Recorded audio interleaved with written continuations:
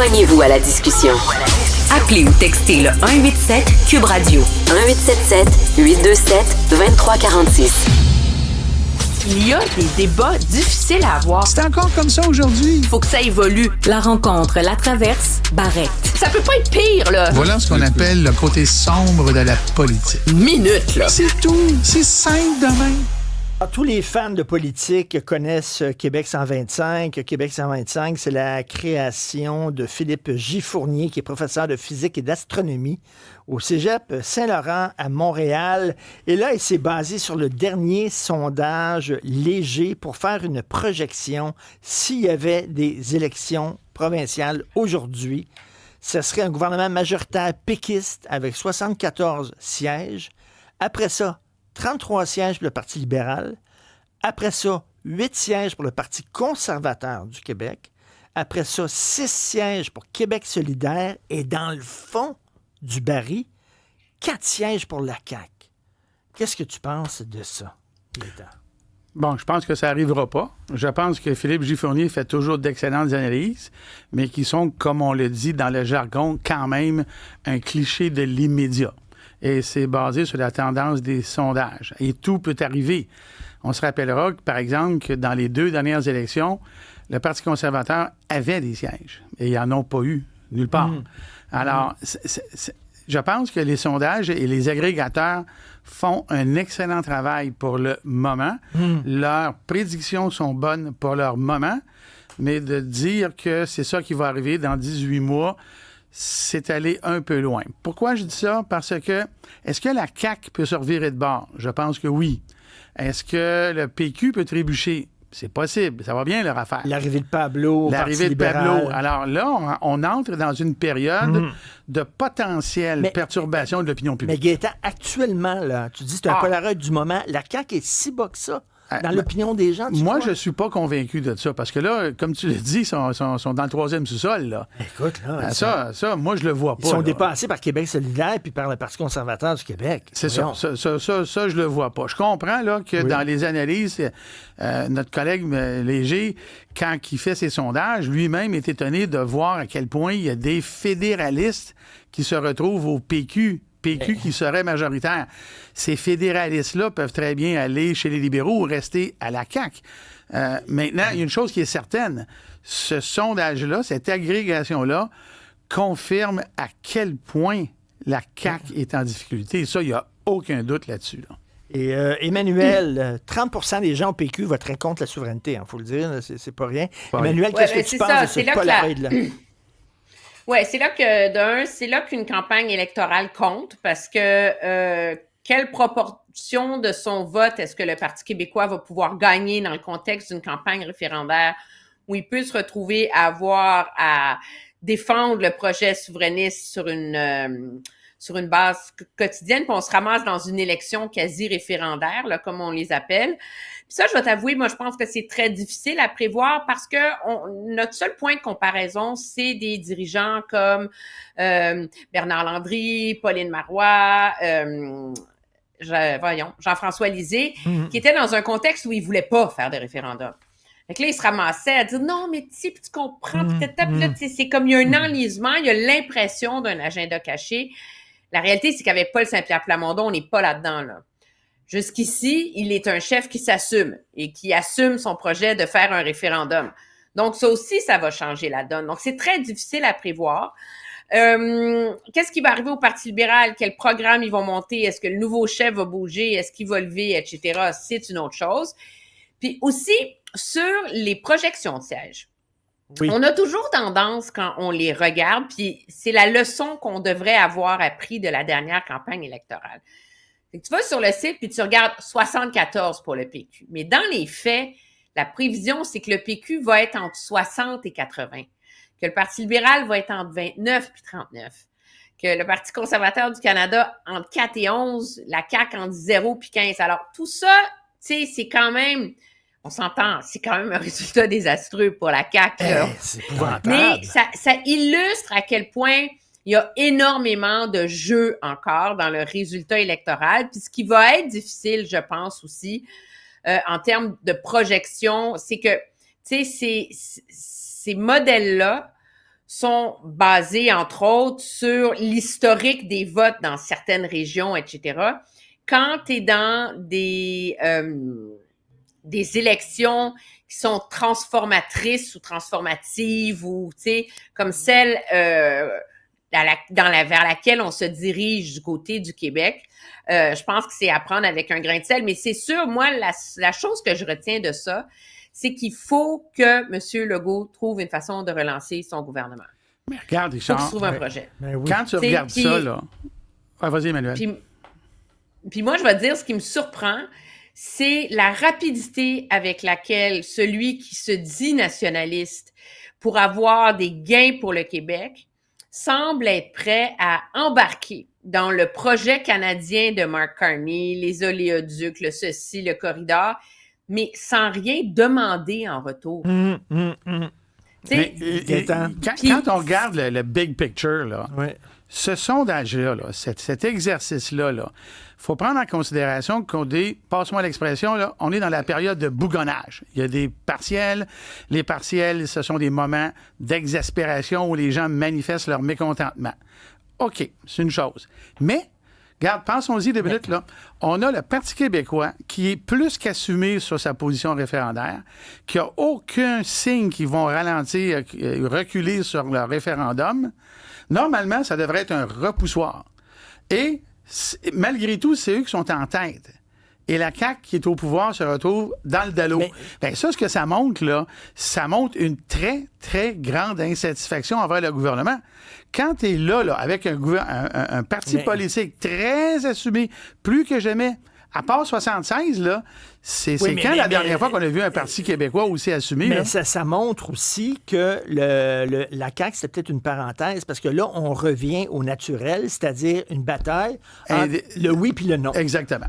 Entre le PQ puis le Parti libéral. Puis là, il n'y a plus de place pour la CAQ là-dedans. C'est polarisé. D'autant plus que François Legault traîne avec lui ses échecs. Parce que c'est bien plate, là, mais il y en a plein d'échecs. Et quand je le vois aller cette semaine, par exemple, nous parler d'un oléoduc qui va finir à Sept-Îles. Je prends juste ça comme exemple. L'électorat qui a vécu le 3e lien, l'électorat qui a vécu les accords du Père Noël de Maisonneuve-Rosemont, l'électorat qui a vécu le surplus de 7,5 milliards vers le déficit de 14, là, à un moment donné, il regarde et dit « Ça va faire, là, François? » C'est ça, mais Emmanuel, on dirait qu'il n'y a plus de trucs dans son sac. C'est ça. Il a tout sorti de son chapeau, là.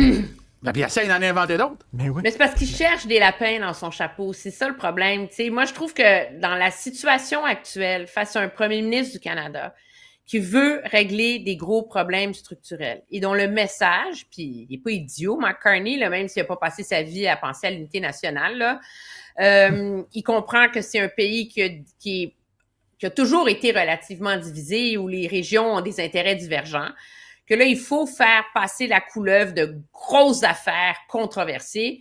Puis l'idée, c'est que chaque région, chaque province va avoir son bébé. Tu comprends-tu? Donc, si Danielle Smith, elle a son pipeline, ben Doug Ford, il va avoir son Ring of Fire, puis le Québec va avoir son quoi.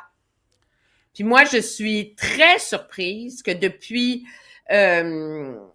la première rencontre de M. Carney avec les premiers ministres des provinces, c'est comme si la CAQ est pas capable de faire un reboot du cerveau, tu sais, du serveur dans sa tête, là. On est encore dans les mêmes listes de demandes traditionnelles. On n'est pas dans une logique de « Hey, on s'en va tout négocier, la gang ».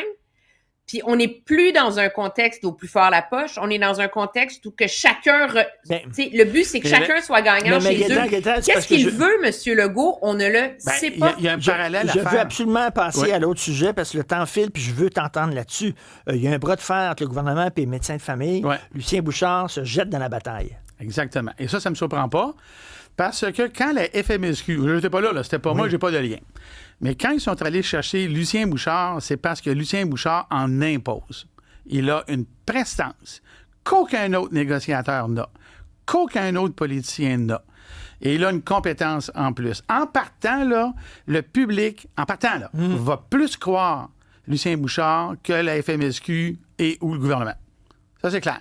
Ce qui m'amène à faire le commentaire suivant. Là, il va représenter les Exactement. Les deux partis disent ceci. Non, il va représenter Lucien Bouchard, les spécialistes. Ouais. Ils disent, là, les deux partis, un certain nombre de choses qui ne sont pas vérifiées sur la place publique.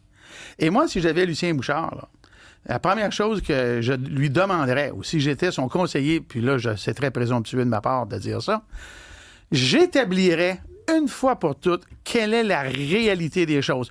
Y en a-tu des milliards? Il y a combien de milliards? Tu sais, les deux partis, ils disent, il reste tant de milliards dans le coffre du gouvernement, vous n'en servez pas. C'est-tu vrai? À quelle hauteur? Et après, pourquoi on s'en sert pas? Hein? Pourquoi? À cause du gouvernement? À cause des médecins? À cause des deux?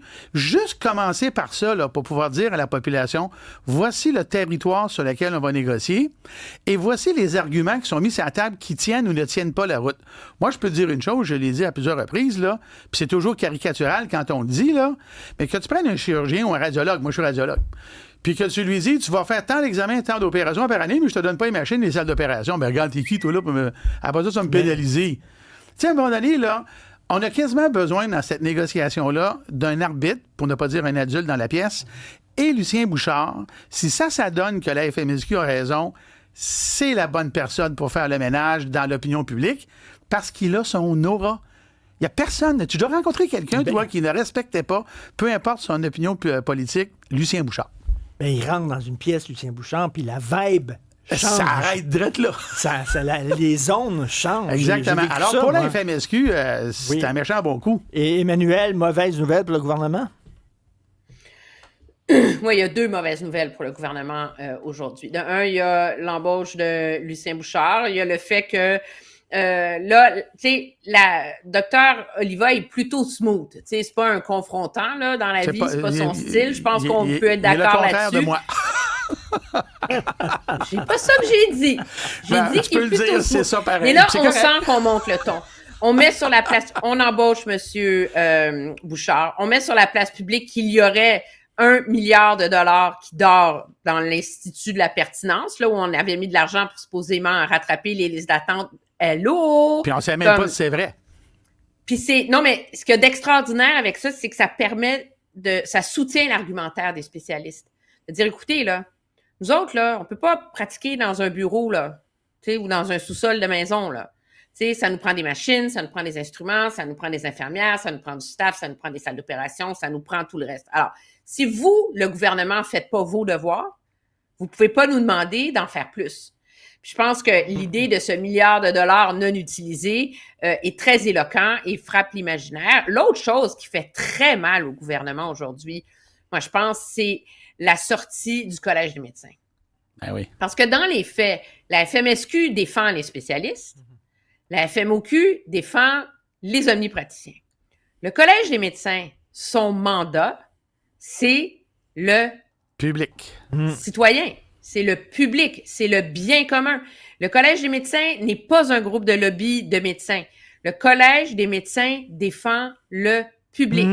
Alors, quand cet arbitre, dans les faits, de la chose médicale, de l'éthique, de la pratique, de l'accès, vient dire, écoutez, ça ne tient pas la route, votre affaire, là. Ça, c'est un gros coup à la crédibilité du gouvernement. Ben. Écoute, le fameux milliard, là, rappelons-nous que ça a été mis sur la table par François Legault, suivi de Christian Dubé. Ça fait quand même 7 ans qu'ils sont là et qu'ils ont mis des mesures pour aller théoriquement chercher le milliard, qui théoriquement dort à quelque part. Ben, ils ont fait quoi au gouvernement? C'est eux qui ont le contrôle absolu du milliard, qui était censé améliorer les choses. Est-ce qu'il a servi à ce qui sert d'un fois, à l'éponger le fonds consolidé, ou je ne sais pas quoi? Oui. Alors là, ceux qui sont dans les câbles au moment où on se parle, à mon avis, c'est le gouvernement. Parce que, comme Emmanuel vient de le dire, qu'est-ce que tu veux, quand bien même on les aime pas, les docteurs, quand bien même il y en a qui vont dire qu'ils sont payés cher, puis c'est vrai qu'ils sont bien payés, là, hein? Mais ce qu'on leur demande, là, ils ont besoin de moyens pour le faire. Ils ont besoin de moyens pour la faire. Un exemple bien simple, je ne prendrai pas des salles d'opération puis des appareils de radiologie, des laboratoires de biochimie pour des examens. Tu sais, dans tous les secteurs, ils sont en pénurie de ressources, pas juste de personnel, de ressources matérielles. Comment tu peux traiter tous les dossiers en attente dans exactement. ce temps-là, et je vais faire une image qui vaut aussi 1000 mots, là. Dans les 10 dernières années, la population du Québec a augmenté de 1 million de personnes, dont 750 000 dans la région de Montréal. Trouve-moi une ville dans le monde occidental de 750 000 personnes qui n'ont pas un hôpital. Bon, de 750 000 de plus là, de personnes dans la région de Montréal, Montréal-Laval, là, Montérégie, là, il y a 750 000 personnes et on n'a pas été foutus de mettre une seule ressource additionnelle. Fait que là, t'arrives puis tu dis en négociation, « Hey, ma gang de trop payés, là, qui est toujours à la maison le vendredi après-midi, là, on va vous pénaliser là, si vous faites pas ce que je vous dis de faire. » Hey, écoute, là. Capitaine Bonhomme, tu sais ce qui est arrivé, hein? Il est mort. Puis on a tous été confondus. Merci à vous deux. Bon week-end. Bye. Salut. Au revoir.